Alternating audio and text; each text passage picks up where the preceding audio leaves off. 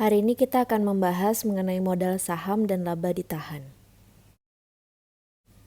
Modal adalah hak pemilik atas perusahaan yang timbul akibat penanaman atau investasi oleh pemilik atau para pemilik. Pemilik itu jika pemiliknya hanya satu, para pemilik berarti lebih dari satu. Tapi pada perusahaan perseroan terbatas itu minimal lebih dari satu, minimal 2 orang. Dan modal itu tidak hanya berupa uang tunai, cash, tapi juga bisa berupa aset yang lain. Namun harus dapat dinilai dengan satuan moneter. Misalkan aset rumah, tanah itu harus ada dinilai, harus bisa diangkakan agar bisa dicantumkan pada laporan keuangan. Nah, berikut ini adalah istilah-istilah yang akan sering digunakan pada bab ini. Kalian bisa baca pada buku. Banyak bentuk-bentuk perusahaan yang sudah pernah kita bahas sebelumnya. CV, PT, UD, dan pada bab ini saya akan lebih banyak membahas mengenai PT atau perseroan terbatas. Di mana sudah dijelaskan juga sebelumnya bahwa PT adalah suatu kesatuan usaha yang terpisah. Jadi pemilik perusahaan dan perusahaan adalah entitas yang berbeda, tidak boleh disatukan dalam hal keuangan.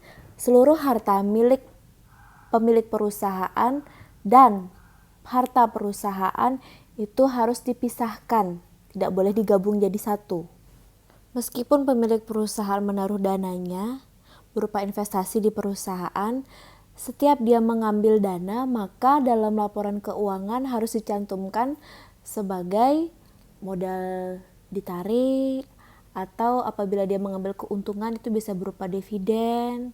Itu semua harus dicantumkan dalam laporan keuangan. Jadi pemilik perusahaan tidak bebas semaunya bisa menarik dan menaruh dana.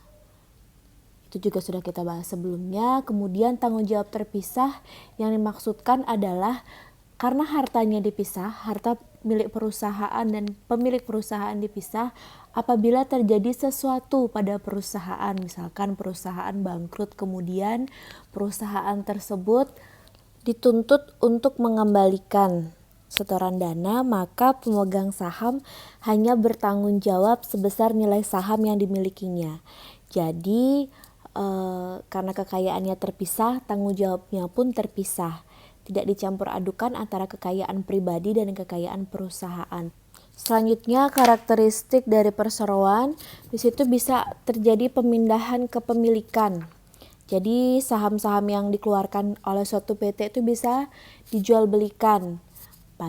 Jika perusahaan tersebut sudah merupakan PT yang bersifat terbuka, maka bisa dijual belikan atau kalian bisa membelinya lewat pasar modal.